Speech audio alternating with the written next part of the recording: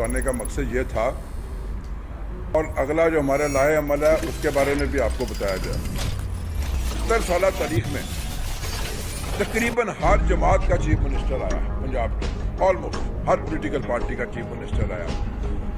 बातें भी हुई, वादे भी हुए, प्रेस कॉन्फ्रेंसेस भी हुई, नारे भी लगे, जलसे भी हुए, जुलूस भी निकले, तहरीकें भी चली, रैलियां भी निकली, लेकिन इस बात को किसी ने पाया तकमील तक नहीं पहुंचाया।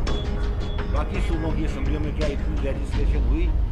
क्या इस एक साल में बाकी सूबों का आप गैलप सर्वे आप उठा के देख लें, जिसमें सुने अवाम को डिलीवर हो रहा है। आप देखें जाके इस मरतबा जो रमज़ान बाज़ार हैं वहाँ कंपैरेटिवली आप पिछले सालों के आप रेट्स उठा के देखो, एक वाज़ेह सबूत नज़र आएगा जिसमें सुने अवाम को डिलीवर हो रहा है। आप देखें जाके इस मरतबा जो रमज़ान बाज़ार हैं वहाँ कंपैरेटिवली आप पिछले सालों के आप रेट्स उठा के देखो, एक वाज़ेह सबूत नज़र आएगा।